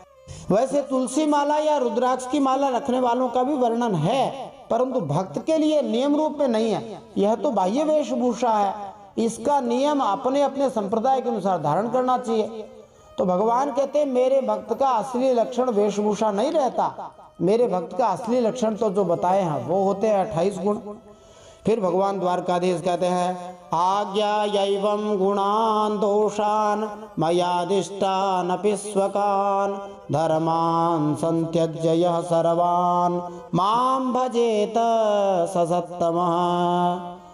भगवान कहते हैं मैंने वेदों और शास्त्रों के रूप में मनुष्यों के धर्म का उपदेश किया है, उनके पालन से अंतःकरण की शुद्धि होती है और ऐसे गुण मिल जाते हैं, और उनका उल्लंघन करने से नरक आदि दुख प्राप्त होते हैं। परंतु मेरा जो भक्त उन्हें भी अपने ध्यान आदि में विक्षेप समझकर त्याग देता है और केवल मेरे ही भजन में लगा रहता है, वह परम संत है। तो देखो भगवान ने अनेक गुण बताए, अंततोगत्वा सबसे महत्वपूर्ण गुण श्री भगवान की शरण लेना है, क्योंकि श्री भगवान अपने निष्ठावान भक्त को सारे गुण प्रदान कर सकते हैं। भक्ति की निम्नतम अवस्था में मनुष्य इंद्रिय तृप्ति भोगने के अभिलाषा से कर्म करता है, साधारण अवस्था में जब भक्त होता है, किंतु उसी के साथ वह कर्म फलों को भगवान को भी अर्पित करने का प्रयास करता है। यह अवस्था कर्ममिश्र भक्ति कहलाती है। जो जो मनुष्य भक्ति में शुद्ध बनता जाता है, त्यों त्यों वह ज्ञान के माध्यम से विरक्त और चिंता मुक्त होता जाता है। इस अवस्था में वह दिव्य ज्ञान के प्रति अनुरक्त हो जाता है। अतएव यह अवस्था ज्ञान मिश्र भक्ति अर्थात दिव्य ज्ञान के फलों को भोगने की इच्छा के साथ संपन्न की जाने वाली भगवान की भक्तिमय सेवा कहलाती है। अब देखो भगवान ने इतने गुण बता दिए, तो कोई चिंतित ना हो कि हमारे में इनमें से एक गुण है या 2 गुण है या 3 गुण है। यदि किसी में उपर्युक्त गुणों में से कोई एक भी गुण रहे अथवा कोई भी गुण ना रहे, तो भी उसे सच्चे मन से भगवान श्री कृष्ण की भक्ति में लग जाना चाहिए। कम से कम भगवान की शरण तो ले ही लेने चाहिए। इससे धीरे धीरे उसका चरित्र पूर्ण हो जाएगा। जो व्यक्ति भगवान का निष्ठावान भक्त होगा, उसमें भगवत कृपा से, हरि कृपा से ये सारे दैवी गुण स्वतः विकसित हो जाएंगे। और उपर्युक्त गुणों से युक्त जो व्यक्ति पहले से कृष्ण भक्ति कर रहा है, वह तो महान भक्त समझा जाना चाहिए। फिर भगवान बताते हैं कि मेरा सर्वश्रेष्ठ भक्त कौन है। तो जो नया भक्त है वो सर्वश्रेष्ठ भक्त है। तो भगवान कहते हैं ज्ञात्वा ज्ञात्वा थये वै माम यावान यश्चास्मि यादृशः भजन्त्यनन्य भावेन ते मे भक्त तमामता। इस श्लोक में भगवान ने बड़ी अच्छी बात बताई है। भगवान कहते देखो मैं कौन हूँ, कितना बड़ा हूँ, कैसा हूँ, इन बातों को जाने चाहे न जाने, किंतु जो अनन्य भाव से मेरा भजन करते हैं वे मेरे विचार से मेरे परम भक्त हैं। जैसा कि भगवान श्री कृष्ण ने श्रीमद् भगवत गीता के 12वें अध्याय में भक्ति योग में भक्तों के लक्षण बताते हुए अंत में यही कहा 20वें श्लोक में, ये तो धर्म्यामृतमिदं यथोक्तम पर्युपासते श्रद्धाना मत्परमा भक्तास्ते तीव में प्रियाः। जो श्रद्धा भाव से मेरी उपासना करते हैं, भक्ति करते हैं, वे मुझे सबसे प्रिय लगते हैं। वही बात भगवान यहाँ कह रहे हैं। हम जैसे साधारण भक्तों को पता नहीं भगवान कौन है, कैसे हैं, कितने बड़े हैं और कहाँ रहते हैं, क्या करते हैं, जाने चाहे न जाने, परंतु भगवान का भजन करे, उनका नाम स्मरण करे, कथा सुने, तो भगवान उसको सर्वश्रेष्ठ भक्त बताते हैं। तो देखो इसके तात्पर्य में हम समझें कि भगवान को जानकर भजना तो बढ़िया है ही, परंतु अज्ञात्वा मानी बिना जाने, अनुभवहीन, ज्ञान की कमी वाले शब्द ये सूचित करता है कि कभी कभी भक्त को श्री भगवान का सही दार्शनिक बोध नहीं हो सकता, अथवा प्रेम बस वह श्री भगवान की स्थिति को भूल सकता है। और हम जैसे कलयुगी जीवों के बारे में बात करें तो हमें तो भगवान का कुछ अता पता ही नहीं। तो श्रीमद् भगवत गीता 11वें अध्याय 41वें श्लोक में अर्जुन भगवान की स्तुति में कहते हैं सखेति मत्वा प्रसभाम यदोक्तम हे कृष्ण हे यादव हे सखेति अजानतामयिमानं तवेदं मया प्रमादात् प्रणयेन वापि। हे हरे, आपको अपना मित्र मानते हुए मैंने पहले आपको हे कृष्ण, हे यादव, हे सखा ऐसे संबोधनों से पुकारा है, क्योंकि मैं आपकी महिमा को नहीं जानता था। मैंने मूर्खता या प्रेमवश जो कुछ भी किया आप उसे क्षमा कर दीजिए। तो यहाँ 11वें अध्याय के भगवत गीता के 41वें श्लोक में अजानता महिमानम अर्जुन के ये शब्द वही अर्थ रखते हैं जो श्रीमद् भागवत महापुराण के इस श्लोक में भगवान श्री कृष्ण के शब्द अज्ञात्वा माम के हैं। दोनों ही भगवान के श्री कृष्ण के यश के अपूर्ण ज्ञान के सूचक हैं। और भगवत गीता में अर्जुन वहीं पर कहते हैं प्रणयेन, उनके प्रति प्रेम के कारण ही वह श्री कृष्ण के परम पद को भूल गया था। इस श्लोक में श्री कृष्ण अपने भक्तों की ऐसी त्रुटि को अज्ञात्वा माम शब्दों द्वारा क्षमा कर देते हैं। अर्थात यद्यपि भक्त उनके परम पद को ठीक से नहीं जानता तो भी श्री कृष्ण उनकी भक्ति को स्वीकार करते हैं। इस तरह इस श्लोक से भक्ति की सर्वोच्चता प्रकट होती है। वृंदावन के अनेक निवासियों को इसकी कल्पना भी नहीं थी कि श्री कृष्ण पूर्ण पुरुषोत्तम भगवान है जब वे अवतार लेकर आए थे। न ही वे श्री कृष्ण की शक्तियों या अवतारों को जानते थे, वे अपने हृदय से श्री कृष्ण से मात्र प्रेम करते थे, इसलिए उन्हें परम पूर्ण समझा जाता है। अब भगवान जो है भक्त के लक्षण बताने के बाद बताते हैं कि मेरे भक्त क्या क्या काम करते हैं। तो 8 श्लोकों में भगवान श्री कृष्ण संत भगवंत भक्त के गुणों की सामान्य व्याख्या समाप्त करने के बाद भगवत भक्तों के विशिष्ट गुणों का वर्णन करते हैं। भगवान श्री कृष्ण ने यहाँ पर तथा श्रीमद् भगवत गीता में स्पष्ट कहा है कि जीवन का चरम लक्ष्य पूरी तरह से श्री भगवान की शरण ग्रहण करना तथा उनका सच्चा भक्त बनना है। यहाँ पर श्री भगवान भक्तियों का विस्तार से वर्णन करते हैं। मनुष्य को चाहिए कि उसे जो भी वस्तु प्राप्त हो उसे यह सोचते हुए श्री भगवान को अर्पित करे कि भगवान ने उन वस्तुओं को भेजा है मेरे पास जिससे कि मैं ठीक से भगवान की सेवा कर सकूं। तो भक्त कौन कौन से काम करता है भगवान 8 श्लोकों में बताते हैं। भक्त के कार्यकलाप मल्लिंग मद भक्त जन दर्शन स्पर्शनार्चनम परिचर्या स्तुति प्रव गुण कर्मानुकीर्तनम। भगवान द्वारकाधीश कहते हैं प्यारे उद्धव, मेरी मूर्ति और मेरे भक्तजनों का दर्शन, स्पर्श, पूजा, सेवा शुश्रूषा, स्तुति और प्रणाम करे तथा मेरे गुण और कर्मों का कीर्तन करे। ये भक्तों के साथ में मिलकर करना चाहिए। तो भगवान को भी प्रणाम करे और भगवान के भक्तों को भी करे। मत कथा श्रवणे श्रद्धा मदनु ध्यान मुद्धव सर्वलाभोपहरणम दास्येनात्मनिवेदनम। भगवान कहते मेरी कथा सुनने में श्रद्धा रखे, निरंतर मेरा ध्यान करता रहे, जो कुछ मिले वह मुझे समर्पित कर दे और दास्य भाव से मुझे आत्मनिवेदन करे। मज्जन्म कर्म कथनम मम पर्वानुमोदनम गीत तांडव वादित्र गोष्ठीभिर्मद गृहोत्सव। भगवान द्वारकाधीश कहते मेरे दिव्य जन्म और कर्मों की चर्चा करे, मानी मेरी कथाएं सुने, जन्माष्टमी, रामनवमी आदि पर्वों पर आनंद मनाए और संगीत, नृत्य, बाजे और समाजों द्वारा मेरे मंदिरों में उत्सव करे और करावे। भक्त को मेरे मंदिर में गाकर, नाचकर, बाजे बजाकर, दूसरे वैष्णवों से मेरी बातें करके उत्सवों तथा त्योहारों में भी भाग लेना चाहिए। इस श्लोक में जो तांडव शब्द है उस तांडव शब्द का अर्थ नृत्य है। फिर भगवान कहते हैं यात्रा बलि विधानम च सर्ववार्षिक पर्वसु वैदिकी तांत्रिकी दीक्षा मदीय व्रत धारणम। भगवान कहते हैं वार्षिक त्योहारों के दिन मेरे स्थानों की यात्रा करे, जगन्नाथ जी की यात्रा करे, जुलूस निकाले और विविध उपहारों से मेरी पूजा करे, वैदिक अथवा तांत्रिक पद्धति से दीक्षा ग्रहण करे, मेरे व्रतों का पालन करे। तो व्रत का मतलब है एकादशी जैसे व्रत का पालन करना चाहिए, और तंत्र से मतलब है नारद पांचरात्र जैसे जो भक्ति ग्रंथ हैं उनमें जो वर्णित भक्ति विधि है उसका आश्रय लेना चाहिए। इस श्लोक में इस बात पर बल दिया गया है कि मनुष्य को वैष्णव उत्सवों में भाग लेना चाहिए।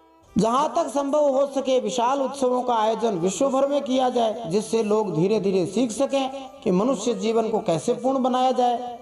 फिर भगवान कहते हैं, ममार्चा स्थापने श्रद्धा स्वतः संहत्य चोद्यमः उद्यानोपवना क्रीडा पूर्व मंदिर कर्मणि। मंदिरों में भगवान की मूर्तियों की स्थापना में श्रद्धा रखे। यदि वह काम अकेला न कर सके तो औरों के साथ मिलकर उद्योग करे। अकेला मंदिर न स्थापित कर सके तो भगवान के लिए पुष्प वाटिका, बगीचे, क्रीड़ा के स्थान, नगर और मंदिर बनवाए। इस श्लोक में ममार्चा स्थापने श्रद्धा शब्द महत्वपूर्ण है। यहाँ भगवान श्री कृष्ण कहते हैं कि मनुष्य को उनके अर्चा विग्रह की न केवल स्थापना करनी चाहिए बल्कि उनकी पूजा भी करनी चाहिए, श्रद्धा भाव से करनी चाहिए, क्योंकि श्री भगवान अर्चा विग्रह मूर्ति में साकार रूप में उपस्थित रहते हैं। कलयुग में तो भगवान इस अर्चावतार में रहते हैं। और उद्यानोपवना क्रीडा पूर्व मंदिर कर्मणि शब्दों से सूचित होता है कि सुंदर मंदिर तथा पर्याप्त उद्यानों, बगीचों तथा फूल के उद्यानों से युक्त वैष्णव नगर बनाने के गंभीर प्रयास होने चाहिए। ऐसे प्रयासों का अद्वितीय उदाहरण इस समय भारत में स्थित मायापुर चंद्रोदय मंदिर में देखा जा सकता है। गीता भवन भी कोई देख सकता है, वहां पर भी ये सारी चीजें हैं और सभी लोग भगवान की भक्ति करने वाले हैं। इसका उद्देश्य यही है कि बहुत सारे भक्त एक स्थान पर रहेंगे तो वो सदा भगवान का चिंतन कर पाएंगे। फिर भगवान कहते हैं, सम्मार्जनोपलेपाभ्याम सेक मंडल वर्तनैः गृह शुश्रूषणं मह्यं दासवाद्यधमायया। भगवान श्री कृष्ण कहते हैं कि मंदिरों में बनवाने के बाद में सेवक की भांति श्रद्धा भक्ति के साथ निष्कपट भाव से मेरी सेवा शुश्रूषा करनी चाहिए। क्या क्या सेवा शुश्रूषा करें जी? तो भगवान के मंदिर में झाड़ू बुहारनी चाहिए और फिर उसे जल तथा गोबर से स्वच्छ बनाना चाहिए, माने उससे लीपापोती करनी चाहिए। पुराने समय में ऐसे मंदिर होते थे, आजकल तो सब मंदिर मार्बल के होने लग गए। तो बढ़िया से झाड़ बुहार के बढ़िया पोछा लगाए और फिर उसमें बढ़िया से छिड़काव करे।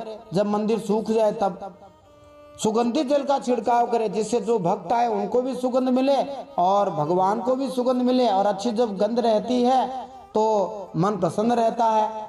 और इसके अलावा तरह तरह के चौक पूरे माने मंडल बनाए, रंगोली वगैरह बनाए, इस तरह से भगवान को सजाना चाहिए, भगवान के मंदिर की सेवा करनी चाहिए और अपने आप को दास की तरह समझे, बिल्कुल माया पाखंड कभी भी न करे।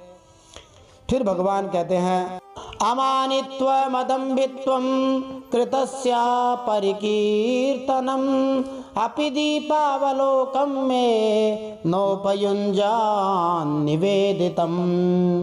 भगवान कहते अभिमान कभी न करे, दंभ न करे, पाखंड न करे, साथ ही अपने शुभ कर्मों का ढिंढोरा भी न पीटे। मैंने ये कर दिया, मैंने वो कर दिया, इतने मंदिर बना दिए, ये कथा कर दी। और भगवान कहते हैं मेरे चढ़ावे की अपने काम में लगाने की बात तो दूर रही, मुझे समर्पित दीपक के प्रकाश से भी अपना काम न ले, किसी दूसरे देवता की चढ़ाई हुई वस्तु को मुझे न चढ़ाए। तो इसके तात्पर्य में हम समझें कि भक्त को अपने भक्ति कार्यों का ढिंढोरा नहीं पीटना चाहिए। ढिंढोरा पीटने से मतलब मान बढ़ाई के लिए नहीं करना चाहिए। और भगवान को जो दीपक अर्पित किया जाता है उसको केवल उजाला करने की आवश्यकता से दीपक नहीं जलाना चाहिए। अर्चा विग्रह की साज सामग्री को अपनी इंद्रिय तृप्ति के कार्य में नहीं लगाना चाहिए। आज तो पेड़ा खाने की इच्छा तो भगवान को पेड़े का भोग लगाए। यदि घर में बिजली या दीपकों की कमी हो, जैसे पुराने समय में हुआ करती थी, तो अर्चा विग्रह के दीपकों को काम में नहीं लिया जाना चाहिए। आज के समय में देखें तो भगवान को जो चीज हम चढ़ाते हैं उनमें से कोई चीज अपने स्वार्थ के हिसाब से नहीं लेनी चाहिए। यदि यदिष्टतमं लोके यच्चाति प्रियमात्मनः तत्तन्निवेदयेन मह्यं तदानन्त्याय कल्पते। भगवान कहते संसार में जो वस्तु अपने को सबसे प्रिय, सबसे अभीष्ट जान पड़े वह मुझे समर्पित कर दे। ऐसा करने से वह वस्तु अनंत फल देने वाली हो जाती है। तो देखिए इसका तात्पर्य हम समझे, भगवान वचन देते हैं कि जो भी निष्ठा से इन कार्यों को करता है वह अवश्य ही भगवत धाम जाता है। मनुष्य को चाहिए कि वह अपनी सर्वप्रिय वस्तु जो सबसे ज्यादा पसंद है वह भगवान को अर्पित करे।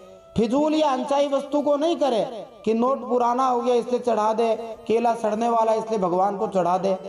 यदि कोई अपने परिवार से अच्छी प्रकार से जुड़ा हुआ है तो उसे यह देखना चाहिए कि उसका परिवार भी भगवान की सेवा में लगे। यदि कोई धन में सर्वाधिक आसक्त रहता है तो वह हरि भक्ति का प्रसार करने में धन दान करे। और यदि कोई अपनी बुद्धि को सबसे ज्यादा मूल्यवान समझता है तो उसे तर्क पूर्वक कृष्ण भावना का, हरि भक्ति का प्रचार करना चाहिए। यदि हम अपनी सबसे मूल्यवान वस्तु भगवान को अर्पित करते हैं तो हम स्वतः उनके प्रिय बनकर भगवत धाम जा सकेंगे। अब भगवान द्वारकाधीश अपनी पूजा के 11 स्थानों के बारे में बताते हैं कि इन 11 स्थानों में मेरी पूजा कर सकते हो अलग अलग भावना के अनुसार। सूर्योऽग्निर्ब्राह्मणो गावो वैष्णवः खम्मरुज्जलम् भूरात्मा सर्वभूतानि भद्रपूजा पदानि मे। भगवान कहते हैं सूर्य, अग्नि, ब्राह्मण, गाय, वैष्णव, आकाश, वायु, जल, पृथ्वी, आत्मा और समस्त प्राणी, ये सब मेरी पूजा के स्थान है। तो मानो उद्धव जी ने कहा महाराज मेरी तो समझ में आ गया, परंतु जो कलयुग के पातकी भक्त हैं उनको कैसे समझ में आएगा, तो आप थोड़ा समझाइए कि इनमें कैसे पूजा करें। तो भगवान समझाते हैं सूर्ये तो विद्यया त्रय्या हविषाग्नौ यजेतमाम आतिथ्येन तो विप्राग्रे गोष्वंग यवसादिना। भगवान कहते हैं देखो उद्धव, ऋग्वेद, यजुर्वेद और सामवेद इन मंत्रों के द्वारा, जिसको त्रयी विद्या कहा जाए, अथवा प्रशंसा, पूजा तथा नमस्कार की चुनी हुई वैदिक स्तुतियों द्वारा, इन 3 चीजों से चुनी हुई मंत्रों के द्वारा भगवान सूर्य में मेरी पूजा करनी चाहिए, हवन के द्वारा अग्नि में मेरी पूजा करनी चाहिए, आतिथ्य द्वारा श्रेष्ठ ब्राह्मण में मेरी पूजा करनी चाहिए और हरी हरी घास आदि के द्वारा गाय में मेरी पूजा करनी चाहिए। माने गाय को बढ़िया अन्न और उसके स्वास्थ्य और आनंद के लिए उपयुक्त सामग्री प्रदान करके गाय की पूजा की जा सकती है। वैष्णवे बंधु सत्कृत्या हृदि खे ध्यान निष्ठया वायौ मुख्य धिया तो ये द्रव्यैस्तो य पुरस्कृतैः। भगवान कहते हैं भाई बंधु के समान सत्कार के द्वारा वैष्णव में मेरी पूजा करनी चाहिए। वैष्णव को भाई बंधु के बराबर मानना चाहिए।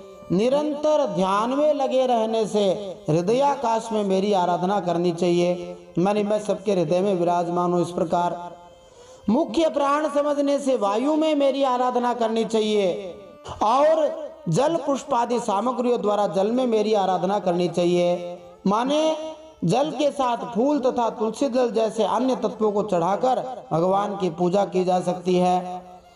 फिर भगवान कहते हैं स्थंडिले मंत्र हृदयैर भोगैरात्मानमात्मनि क्षेत्रज्ञं सर्वभूतेषु समत्वेन यजेतमाम।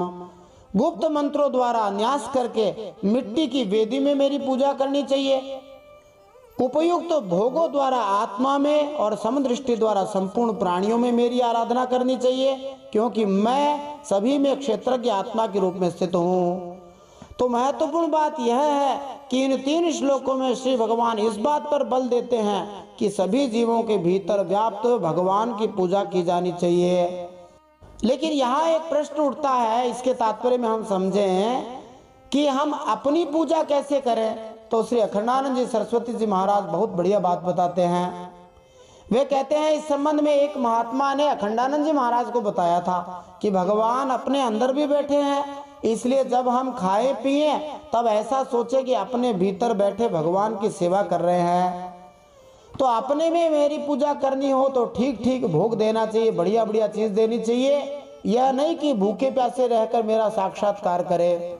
फिर भगवान कहते हैं धिष्णेष्वेष्विति मद रूपम शंख चक्र गदाम्बुजैः युक्तम चतुर्भुजम शांतम ध्यायन् अर्चेत् समाहितः। इन सभी 11 स्थानों में शंख चक्र गदा पद्म धारण किए हुए 4 भुजाओं वाले शांत मूर्ति श्री भगवान श्री विष्णु रूप विराजमान है नारायण विराजमान है, हरि विराजमान है, ऐसा ध्यान करते हुए एकाग्रता के साथ मेरी पूजा करनी चाहिए। यहाँ इस श्लोक में नारायण के चतुर्भुजी रूप का सामान्य वर्णन दिया गया है, जो भौतिक संसार में परमात्मा रूप में व्याप्त हैं। जैसा कि पिछले श्लोकों में कहा गया है, मनुष्य को मंदिर में जाकर भी अर्चा विग्रह की पूजा करनी चाहिए और आध्यात्मिक उत्सव में भाग लेना चाहिए। उसे गर्वित नहीं होना चाहिए और यह दावा भी नहीं करना चाहिए कि उसे मंदिर जाने की आवश्यकता नहीं है, क्योंकि वह प्रकृति में श्री भगवान का ध्यान करता है, इसलिए मंदिर नहीं जाते हैं, भगवान सब जगह है। नहीं, मंदिर पूजा पर स्वयं श्री भगवान ने बारंबार बल दिया है। इस श्लोक में समाहित शब्द समाधि का सूचक है। फिर भगवान कहते हैं, इष्टापूर्ते नमामेवं यो यजेत समाहितः लभते मयि सद्भक्तिं मत्स्मृतिः साधु सेवया। भगवान कहते हैं, इस प्रकार जो मनुष्य एकाग्र चित्त से इष्टापूर्त माने यज्ञ याग आदि इष्ट और कुआं बावली बनवाना आदि पूर्त कर्मों के द्वारा मेरी पूजा करता है। अपने लाभ के लिए यज्ञ करना इष्टा है और दूसरों के लाभ के लिए शुभ कार्य करना जैसे कुएं खुदवाना पूर्त है। तो इष्टापूर्त के द्वारा मेरी पूजा करता है, उसे मेरी श्रेष्ठ भक्ति प्राप्त होती है तथा संत पुरुषों की सेवा करने से मेरे स्वरूप का ज्ञान भी हो जाता है। इस श्लोक के तात्पर्य में हम ध्यान दें कि इष्टापूर्त शब्द जो है यज्ञ तथा शुभ कार्य को बताता है। इससे शुद्ध भक्ति के मार्ग में किसी प्रकार का विचलन सूचित नहीं होता। भगवान श्री कृष्ण या श्री विष्णु यज्ञ या यज्ञ के स्वामी हैं, यज्ञपति हैं। और भगवत गीता 5वें अध्याय 29वें श्लोक में भगवान श्री कृष्ण कहते हैं, भोक्तारम यज्ञ तपसाम, मैं समस्त यज्ञों का वास्तविक भोक्ता हूँ। और कलयुग में सर्वोच्च सरल यज्ञ पवित्र भगवान नाम का जप और कीर्तन है। श्री भगवान की भगवान नाम की शरण ग्रहण करने से मनुष्य को अचल भक्ति तथा परम सत्य का स्वरूप सिद्ध ज्ञान प्राप्त होगा। फिर भगवान कहते हैं, भक्ति और सत्संग कल्याणार्थ परम आवश्यक है। प्रायेण भक्ति योगेन सत्संगेन विनोद्धव नोपायो विद्यते सध्य प्रायणम हि सतामहम। भगवान कहते हैं, मेरा ऐसा निश्चय है कि सत्संग और भक्ति योग इन दो साधनों का एक साथ ही अनुष्ठान करते रहना चाहिए। प्रायः इन दोनों के अतिरिक्त संसार सागर से पार होने का और कोई उपाय नहीं है, क्योंकि संत पुरुष मुझे अपना आश्रय मानते हैं और मैं सदा सर्वदा उनके पास बना रहता हूँ। तो अब श्री भगवान स्पष्टतः सूचित करते हैं यहाँ कि भौतिक अस्तित्व से अपने आप को पूरी तरह मुक्त करने के लिए भक्ति योगी असली उपाय है और यह भक्ति वैष्णवों की संगति सत्संग के बिना संभव नहीं है। इस संदर्भ में श्रीमद् भागवत के ही श्री उद्धव जी, श्री सुखदेव जी और श्री नारद जी के कुछ वचन हैं जो महत्वपूर्ण है भक्ति और सत्संग के बारे में। तो देखो, भगवान इस अध्याय में भक्ति की महिमा बता रहे हैं।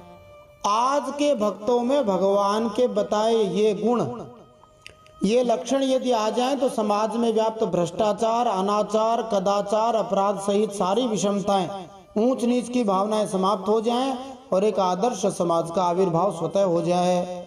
भगवान ने गीता के 12वें अध्याय में भी भक्तों के लक्षण बताए हैं, जिनमें 13वें श्लोक में भगवान ने कहा, अद्वेष्टा सर्वभूतानां मैत्रः करुण एव च निर्ममो निरहंकारः समदुःख सुख क्षमी।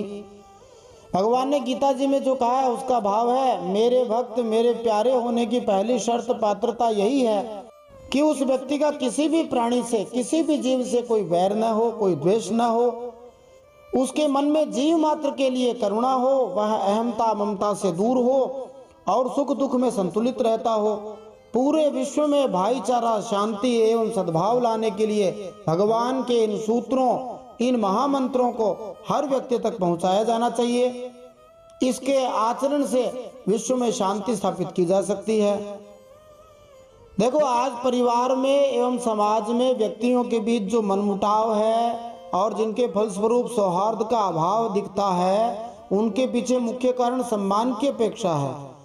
परिवार हो या समाज हो, व्यक्ति अपनों से, रिश्तेदारों से, परिचितों से समुचित सम्मान पाने की अपेक्षा तो रखता है, पर स्वयं आगे होकर उन्हें सम्मान प्यार नहीं देता। और व्यक्ति की यही भावना, यही संकीर्णता रिश्तों में खटास लाती है, दूरी लाती है और प्रेम, सद्भाव, सौहार्द क्षीण होता जाता है। कभी कभी तो इस सम्मान की अपेक्षा पूर्ण नहीं होने की स्थिति में लोगों में परस्पर बोलचाल भी बंद हो जाते हैं। जबकि भक्ति यदि आ जाए तो ये सारी स्थितियों का नाश हो सकता है। व्यक्ति अपने पड़ोसी से तो सम्मान चाहता है पर उसे सम्मान देना नहीं चाहता। सास अपनी बहू से तो सम्मान चाहती है पर उसे पुत्रीवत स्नेह नहीं देना चाहती। ऐसी स्थिति बहू की है। वह सास का प्यार दुलार तो चाहती है पर उसे मान सम्मान नहीं देना चाहती। अपेक्षाओं एवं अहम भाव से भरे मानव के स्वभाव को परिवर्तित करने के लिए ही भगवान हमें यह नेक सलाह दे रहे हैं कि दूसरों का मान देना शुरू करो। अपने सम्मान की चिंता छोड़ दो। जो तुम दोगे वह तो तुम्हें वापस कई गुना होकर मिलने वाला है। यह तो प्रकृति का, भगवान का विधान है, नियम है। सदग्रंथों के स्वाध्याय से, उनकी बातों पर चिंतन मनन से हमारा मानस बदल जाएगा और हम व्यवहार कला में निपुण होकर आदर्श व्यक्तित्व के धनी हो जाएंगे। हमारे ग्रंथ हमें जीवन जीने की कला सिखाते हैं। इसी उद्देश्य से हमारे ऋषि मुनियों ने स्वाध्याय को जीवन के विकास एवं जीवन के निर्माण का माध्यम एवं उत्तम साधन माना है। हर व्यक्ति को दिन में कम से कम 1 आध घंटे स्वाध्याय अवश्य करना चाहिए। अब भगवान इस अध्याय का अंतिम श्लोक कहते हैं, अथैतत् परमं गुह्यं शृण्वतो यदुनन्दन सुगोप्यमपि वक्ष्यामि त्वं मे भृत्यः सुहृत्सखा। भगवान कहते, प्यारे उद्धव, अब मैं तुम्हें एक अत्यंत गोपनीय परम रहस्य की बात बतलाऊंगा, क्योंकि तुम मेरे प्रिय सेवक, हितैषी, सुहृद और प्रेमी सखा हो, साथ ही सुनने के भी इच्छुक हो। इसके तात्पर्य में हम ध्यान दें, जैसा कि श्रीमद् भागवत के पहले स्कंद के पहले अध्याय के 8वें श्लोक में कहा गया है, ब्रूयो स्निग्धस्य शिष्यस्य गुरुवो गुह्यमप्युत। प्रामाणिक गुरु अपने निष्ठावान शिष्य के सारे दिव्य रहस्य सुलझा देता है, उसको सारे दिव्य रहस्य बता देता है।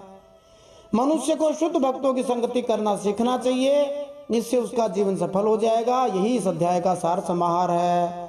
तो भगवान अपने भक्त को बढ़िया बढ़िया बातें बताकर उसका कल्याण करना चाहते हैं। भगवान का पेट ही नहीं भरता। अब अगले अध्याय में भगवान बढ़िया बातें बताएंगे। बोलिए श्रीमद् भागवत महापुराण की जय, परम सत्य श्री हरि की जय।